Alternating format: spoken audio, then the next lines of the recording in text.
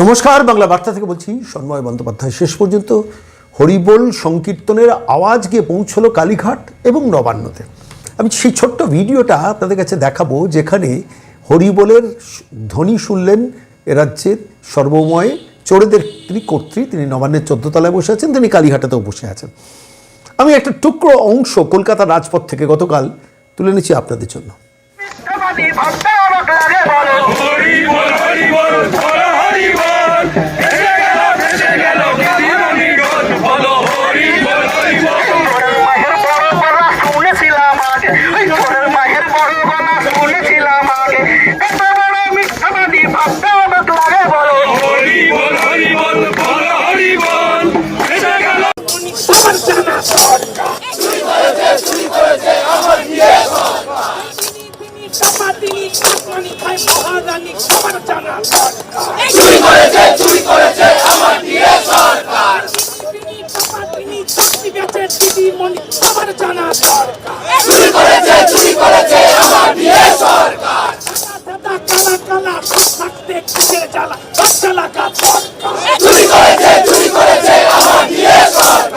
এ তো শুধু হরিবোলের ধ্বনি নয়, এ তো ফেয়ারওয়েলের ধ্বনিও আমার মনে হচ্ছে। আমি কেন আজকে এই কথাটা বললাম ভাবুন তো।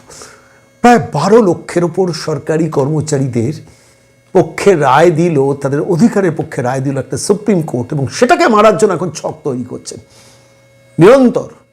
কয়েকশো কোটি টাকা শুধু আদালতে আইনজীবীদের পেছনে একটা প্রতারক সরকার ঢালার পরও এখন আবার নতুন করে প্রতারণার ছক কৌশল সাজাচ্ছেন ওই মহিলা নবান্নের 14 তলায় বসে, কালীঘাটের গলিতে বসে। আমি আজকের দিনে দাঁড়িয়ে আমার খালি বারবার মনে হচ্ছিল যে এটা কি বিদায়ের ধ্বনি শেষ পর্যন্ত মমতা বন্দ্যোপাধ্যায় শুনতে পেয়েছেন। আমি কেন বলছি আজকে, আপনাদের একটা নির্দিষ্ট তথ্য দিয়ে। আপনারা জানেন যে বিধানসভার অধিবেশন শেষ হলো, এবং এই বিধানসভা অধিবেশনের শেষ মুহূর্তে রাজ্য সরকার একটা বিল আনলো। বিলটা হচ্ছে 3 বছরের আগে কোনো পঞ্চায়েতে আস্থা অনাস্থা প্রস্তাব আনা যাবে না। ভালো করে খেয়াল করে দেখুন, 3 বছরের আগে কোনো অনাস্থা প্রস্তাব আনা যাবে না পঞ্চায়েতে। হঠাৎ মমতা বন্দ্যোপাধ্যায় এমন কি প্রয়োজন হলো এই কারণে মমতা বন্দ্যোপাধ্যায় কোনো একটা জায়গায় বোধহয় গন্ধ পেয়েছেন যে তাঁকে শেষ পর্যন্ত যেতে হচ্ছে, এবং গেলে শেষ পর্যন্ত যে পঞ্চায়েতগুলো তিনি জোর জবরদখল করে রেখে দিয়েছেন, সেই পঞ্চায়েতগুলোতে দ্রুত পট পরিবর্তন হবে। স্বাভাবিকভাবে সরকার বদলাতে তো সেই পরিবর্তনটা হয়। সেখানে যাতে যারা শাসন ব্যবস্থায় আসতে পারেন তাদের পক্ষে যাতে পঞ্চায়েতগুলো দ্রুত দলবদল না হয়, এই অঙ্কটা নিয়ে এসছেন। তার কারণ অনাস্থা প্রস্তাবের এই বিল এতদিন তো আর নেননি। 2021-এ তো তিনি পুনরায় তৃতীয়বারের জন্য নির্বাচিত হয়ে এসেছিলেন। 2021-এর পর 22 গেছে, 23 গেছে, 24 গেছে, 25 গেছে। কেমন প্রয়োজন হলো যে 2026-এর বিদায় লগ্নে ফেব্রুয়ারির শুরুতে এসে এই বিলটা পেশ করতে হলো, যেখানে দেখা গেল যে কোনো পঞ্চায়েতে 3 বছরের আগে অনাস্থা প্রস্তাব আনা যাবে না। গন্ধটা পেয়েছেন তিনি। আমার তো খালি বারবার মনে হচ্ছে সেটাই। ভালো করে একটু খেয়াল করে দেখুন, সরকারি কর্মচারী কতজন আছেন এই পশ্চিমবঙ্গে। এখন তো রিক্রুটমেন্ট বন্ধই করে দিয়েছেন মমতা বন্দ্যোপাধ্যায়। প্র্যাকটিক্যালি সরকারি অফিসগুলোতে সমস্ত দাদার লোক দিদির লোক কন্ট্রাকচুয়াল ঢুকিয়ে বসিয়ে রেখে দিয়েছেন। 12 লক্ষের ওপর সরকারি কর্মচারীকে অবহেলা করেছেন, উপেক্ষা করেছেন, অবজ্ঞা করেছেন। তাদের অধিকার কাড়ার জন্য সিংভি আর সিব্বালদের পেছনে কয়েকশো কোটি টাকা ঢেলেছেন। এই 12 লক্ষ সরকারি কর্মচারীদের মধ্যে এই শাসক দলকে এই মুহূর্তে সমর্থন করেন কতজন আসতে পারেন? তর্কের খাতিরে ধরে নিলাম যে সরকারি কর্মচারীদের মধ্যে 1 লক্ষ সরকারি কর্মচারী তৃণমূলের সমর্থক।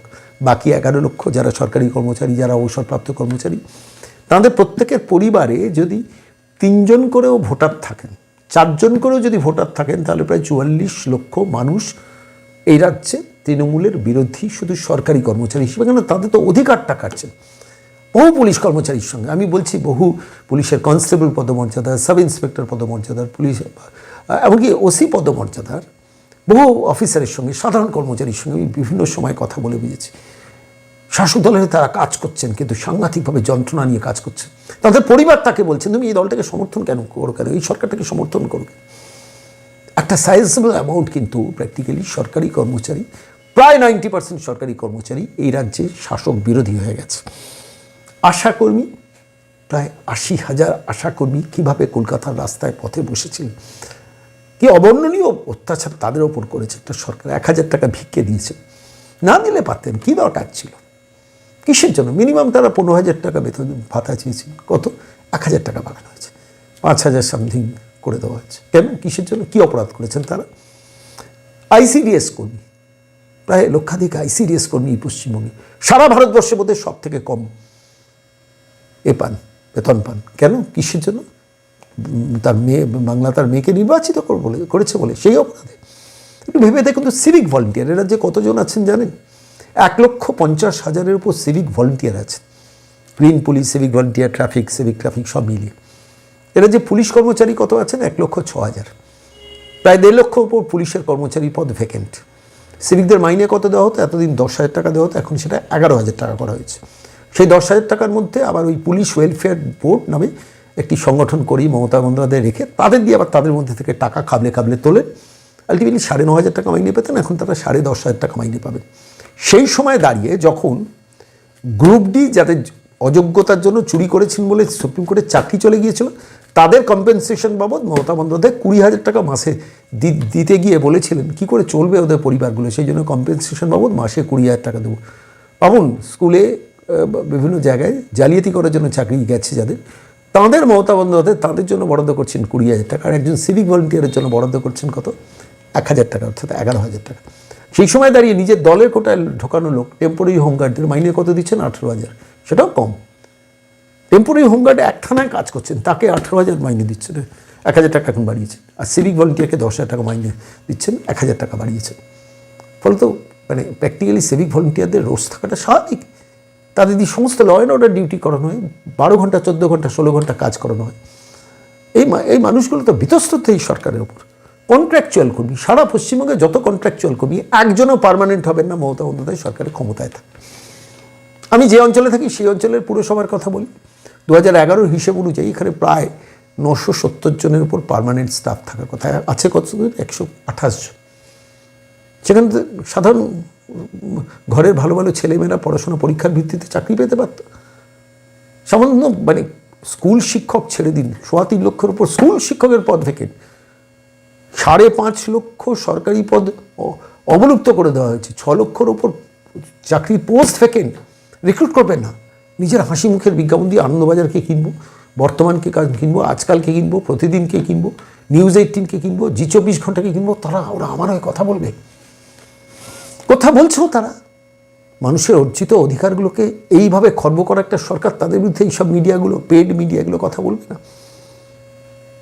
বঞ্চিত চাকরির প্রার্থীদের কথা ভাবুন তো, কত লক্ষ লক্ষ ছেলে মেয়ে চোখের জল শুকিয়ে গেছে, প্রাইভেট টিউশনি করে সংসার চলে, কাপড়ের দোকানে বসে সংসার চলছে, মাস্টার ডিগ্রি করা ছেলে মেয়েদের, ফার্স্ট ক্লাস পাওয়া ছেলে মেয়েগুলো রাস্তায় বসে কান্নাকাটি করছে। কার অপরাধে 25,753 জনের চাকরি গেছে বলুন তো আপনারা? প্রায় 6 লক্ষর উপর ছেলে মেয়ে, মানে 5.5 লক্ষর উপর ছেলে মেয়ে পরীক্ষা দিয়েছে। কতজনকে রিক্রুট করা হলো? সেই 5 লক্ষ ছেলে মেয়ে ফ্রেশার্স, তাদের জীবনে কি অন্ধকার নামিয়ে এলো একটা সরকার। এই 1 মার্চ থেকে 8ই মার্চ, সামনে 1 মার্চ থেকে 8ই মার্চ গ্রুপ ডির পরীক্ষা। আপনারা এগুলো নিয়ে আনন্দবাজার কথা বলবে না, ঘণ্টাখানেক সঙ্গে সুমন কথা বলবে না, এগুলো নিয়ে ভুলেও কথা বলবে না। মমতা চটে যাবেন এমন কথা তারা কিছুতেই বলবে না। কিন্তু তথ্যগুলো তো বাংলার মানুষ জানা দরকার বলে আমি বারবার সে কথাগুলো বলি। 1 মার্চ থেকে 1 মার্চ আর 8ই মার্চ গ্রুপ ডি পরীক্ষা হচ্ছে, আপনারা জানেন। 1 মার্চ আর 8ই মার্চ গ্রুপ ডি পরীক্ষা হচ্ছে। সেখানে কতজন নেবে? 8,500 মতো রিক্রুটমেন্ট হবে। পরীক্ষা দিচ্ছে কত জানেন? 16 লক্ষ ছেলে মেয়ে। 16 লক্ষ ছেলে মেয়ে পরীক্ষা দিচ্ছেন 8,500 পোস্টে, তাও আবার চাকরি বিক্রি করবে তৃণমূল আর এই নবান্নের সরকার। ভাবুন তো, যে আমি তর্কের খাতিরে ধরে নিলাম 8,500কে যোগ্যতার ভিত্তিতে চাকরি দেবেন, তাহলে 5,92,000 ছেলেমেয়ের চাকরিটা জুটবে না, অথচ তারা পরীক্ষায় বসবেন এবং জেনে পরীক্ষা দিতে যাবেন যে চাকরি বিক্রি হবে, সাদা খাতার চাকরি হবে, তৃণমূল কংগ্রেসের টাকা দরকার, ইলেকশনের বাজারে তারা টাকা তুলবে, এটা জানে। আপনি ভাবুন তো, পুলিশের চাকরি 12,000 রিক্রুটমেন্ট ছিল, যেখানে 1.5 লাখের ওপর রিক্রুটমেন্ট বাকি। সেই পুলিশের চাকরির প্রশ্নপত্র বিলির জন্য হাট বসেছিল, জানেন, হাট। ভাবতে পারেন এগুলো নিয়ে আলোচনা করবে না এই সকল ইলেকট্রনিক্স মিডিয়া, এগুলো নিয়ে একটি শব্দ কথা বলবে না, একটি কথাও বলবে না। লক্ষ লক্ষ শিক্ষিত ছেলেমেয়ে বাংলায় যারা বড় হচ্ছে, কি যন্ত্রণা নিয়ে তারা বড় হচ্ছে একটু কেউ ভেবে দেখেছেন? বঞ্চিত চাকরি প্রার্থীরা ছেড়ে দিন, শিক্ষিত ছেলেমেয়েরা প্রতি বছর যারা বেরোচ্ছে, কোথায় যাবে, কার কাছে যাবে? আমি গতকাল দেখছিলাম যে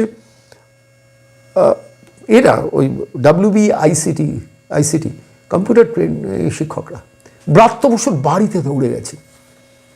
পুলিশ বলছে হ্যাঁ রান্নাঘরে রান্না হয়, ঠাকুর ঘরে ঠাকুর পুজো হয়, মন্ত্রীর সঙ্গে দেখা করবেন বিকাশ ভবনে যান। বিকাশ ভবনে যান কখন? ব্রাত্য বসু কালে ভদ্রে যান।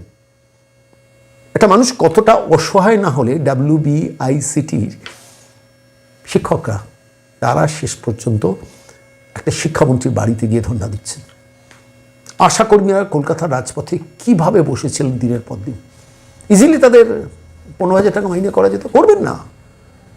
একজন সিভিক ভলেন্টিয়ারকে মিনিমাম 32-35 হাজার টাকা মাইনে করা যেত। কনস্টেবলের মাইনে যা, কনস্টেবলের কাজ তাদের দিয়ে করান। কেন করলেন না? কিসের জন্য করলেন না? আরে আনন্দবাজারকে তুষ্ট রাখতে হবে, বর্তমানকে তুষ্ট রাখতে হবে। কোটি কোটি টাকার মাসে কোটি কোটি টাকার বিল। আইনজীবীদের পেছনে কয়েক হাজার কোটি টাকা এই রাজ্য সরকার গত 5 বছরে খরচা করেছে। কেন? কিসের জন্য? মানসিকতা মস্তিষ্কে যদি প্রতারণা থাকে না, এটাই হয়। পার্শ্ব শিক্ষকরা 42,000 পার্শ্ব শিক্ষক এই পশ্চিমবঙ্গে, বাইরের রাজ্যে 38,000, 45,000, 55,000 টাকা মাইনে পান। এ রাজ্যের পার্শ্ব শিক্ষকদের মাইনে কত জানেন? প্রাইমারিতে 10,000, আপার প্রাইমারিতে 13,000, 1,000 টাকা করে বাড়িয়েছেন। এন্টার স্কুলের এডুকেশন সিস্টেমটা এখন পার্শ্ব শিক্ষকদের উপর নির্ভরশীল। খবর নিন আপনারা। আমি বলছি, গতকাল আমি শুনছিলাম জয়নগরের একটি স্কুল, পরবর্তীকালে প্রতিবেদন পেশ করব, যেখানে 110 জন শিক্ষক থাকার কথা, 4,000-এর উপর ছাত্রছাত্রী। কতজন শিক্ষক আছে জানেন? 35 জন। কীভাবে চলছে? কলকাতার বুকে 10টা সরকারি স্কুল, একজন মাত্র হেডমাস্টার আছে, একজন হেডমাস্টার। অধিকাংশ সাবজেক্টের টিচারই নেই, রিক্রুটমেন্ট নেই। শুধু 25,753 চলে গেছে বলে না, ওভার দ্য ইয়ার্স এই সরকার রিক্রুটমেন্টটা করেনি। এর বিচার করবেন না 2026-এর নির্বাচনে। সমস্ত দফতরগুলোতে কন্ট্রাকচুয়াল কর্মী, আবার সেই কন্ট্রাকচুয়াল কর্মীরা মাইনে পায় না। মৎস্য দপ্তর থেকে খবর পাচ্ছেন, মাইনে পাচ্ছেন না। কেন? কিসের জন্য? করাপশনটা যে স্টেজে নিয়ে গেছে মমতা বন্দ্যোপাধ্যায় সরকার চালাতে পারবেন। আমি বলছি আপনাদের, নেক্সট নির্বাচন কোনো ক্রমে যদি মমতা বন্দ্যোপাধ্যায় জেতেন, কোনো সরকারি কর্মচারী ডিএ পাবেন না। লিখে রাখুন আপনারা। ষষ্ঠ বেতন কমিশনের ডিএ থেকে অভিরূপ সরকার কিন্তু উড়িয়েই দিয়েছে। কতদিন আন্দোলন, 10 বছর ধরে একটা ডিএর লড়াই চলেছে সুপ্রিম কোর্টে, হাইকোর্টে, ক্যাটে। হাইকোর্ট আর ক্যাটে 7 বারের মধ্যে 6 বার একটা রাজ্য সরকার হেরেছে, তাও সুপ্রিম কোর্টে গিয়ে বদমাইশি করছে, নির্মম শয়তানি করছে। বিচার করবেন না আপনারা? এই সরকার চলে যাওয়ার কিন্তু সমস্ত উপকরণ রেডি হয়ে গেছে। আমি বলছি সমস্ত উপকরণ এই সরকার চলে যাওয়ার জন্য রেডি হয়ে গেছে।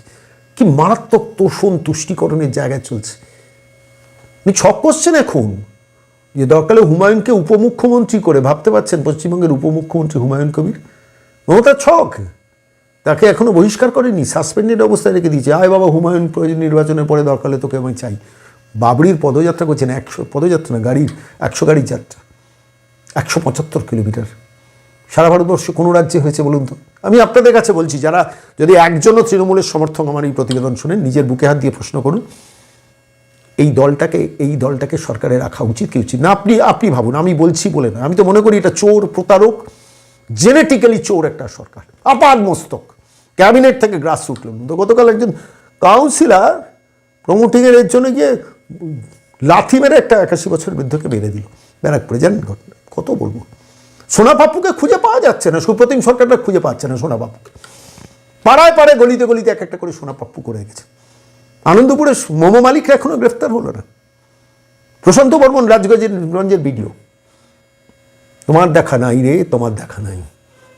ভাইপো আস্তিনের তলায় লিখে রেখেছেন, শোনাবো উঠান। কি বলবেন বলুন তো? আমি বলছি, রাজ্যের এমন একটা দফতর দেখাতে পারবেন যেখানে চুরি করেনি রাজ্য সরকার? তোষণ, তুষ্টিকরণ, করাপশন সর্বগ্রামী, সর্বব্যাপী। এই পর্যায়ে দাঁড়িয়ে আমি বলছি, মমতা বন্দ্যোপাধ্যায় বোধহয় বিদায়ের ঘণ্টাধ্বনি শুনতে পেয়েছেন, যার জন্য পঞ্চায়েতের বিলটা দ্রুত নিয়ে এলেন। বাবা, আমি চলে গেলেও পঞ্চায়েতগুলো যেন বেঁচে থাকে পরবর্তীকালে। ওরা তো করে কমে খাবে, ওরা যদি করে কমে না খায় তাহলে আমি থাকবো কি করে?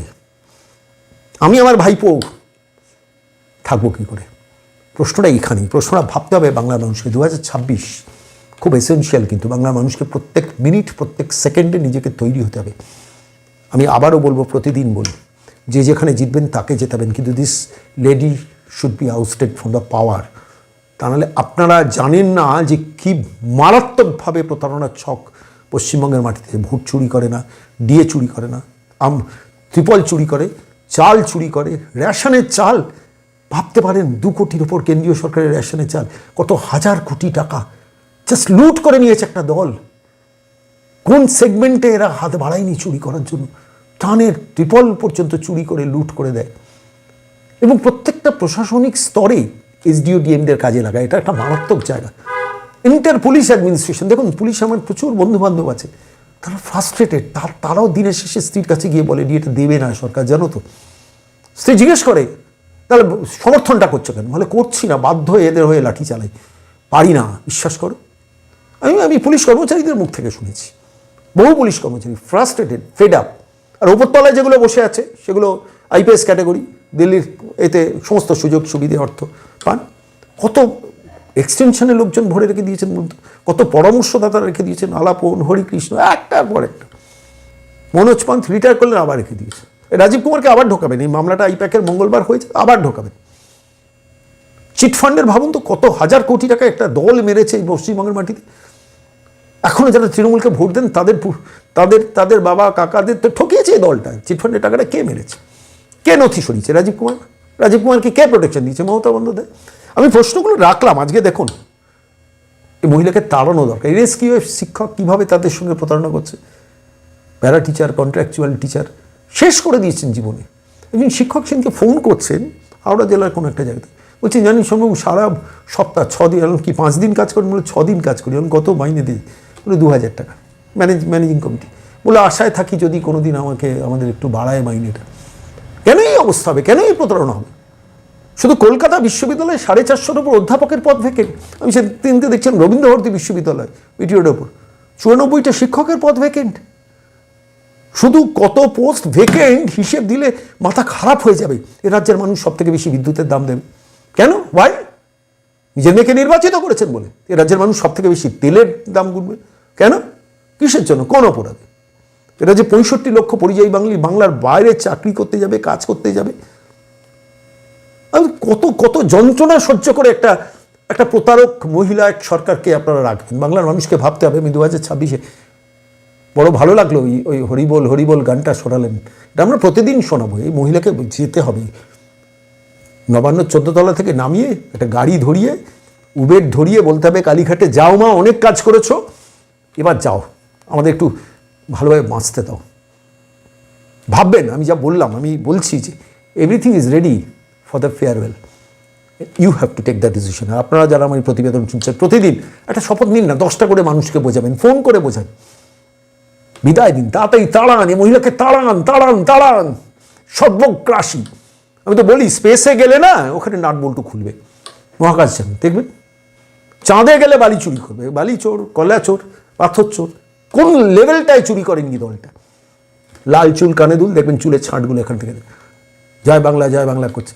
500 টাকা লক্ষ্মীর ভাণ্ডার বাড়িয়ে প্রত্যেকটা আইপ্যাক গিয়ে সব জায়গায় বলছে ভিডিও করে পাঠাও, দিদির জয়। আচ্ছা বলুন তো, যাকে 1500 টাকা লক্ষ্মীর ভাণ্ডার করলেন, তার মেয়েটাকে চাকরি করতে দিচ্ছেন না, তার ছেলেটাকে একটা ভালো শিল্প জায়গায় দিতে পারছেন না।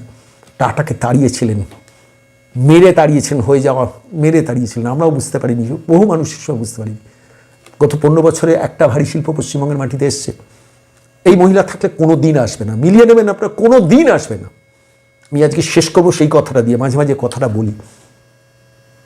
ভারতবর্ষের যে বিখ্যাত ব্যবসায়ী, তিনি আসেন, ওই বিবিজিএ সিজিবিজি একটা সম্মেলন করে না, এত হাজার কোটি টাকা, এত লক্ষ কোটি টাকা সই হয়েছে বলে এখন একজন প্রাক্তন অর্থমন্ত্রী ডায়ালগ মানেন না। তাকে মুম্বাইয়ের একজন সাংবাদিক জিজ্ঞেস করেছেন একান্ত আলাপচারিতায়। আমি কাহিনিটা দিল্লির এক সাংবাদিক বন্ধুর কাছ থেকে শুনেছিলাম যে আপনি বিবিজিএসে যান, মমতা বন্দ্যোপাধ্যায় এত প্রশংসা করেন, কিন্তু why don't you invest in a big manner in West Bengal? বড় শিল্পের জন্য ইনভেস্ট করেন না কেন পশ্চিমবঙ্গের মাটিতে? হেসে বলেছেন দরকারে ভিটি স্টেশনে গিয়ে গলা দেওয়া ভালো পশ্চিমবঙ্গে গিয়ে ইনভেস্টমেন্ট করার থেকে। This is the trust of an industrialist. এই মুহূর্তে দাঁড়িয়ে পশ্চিমবঙ্গ সম্বন্ধে বদলাবে মমতা বন্দ্যোপাধ্যায় ফিরে এলে। এই মুখও হবেন না। আমি শেষ করার আগে বলছি, 18টা জুট মিল বন্ধ। মহিলার কোনো বিকার দেখছেন? আপনারা দেখছেন? 23টার উপর চা বাগান বন্ধ, বিকার দেখছেন? আমি বলছি সর্বব্যাপী করাপশন শুধু নয়, সার্বিকভাবে Paschimbanga is heading towards the last end. পশ্চিমবঙ্গের পুনরুত্থান সম্ভব নয়, একটাতেই সম্ভব, এই মহিলাকে যদি সবাই মিলে তাড়ানো যায়। আপনি, আমি, যারা এই প্রতিবেদন দেখছেন, যারা দেখছেন না তাদেরও বোঝান, প্রতিদিন 10 জন করে বোঝান, তাড়ান।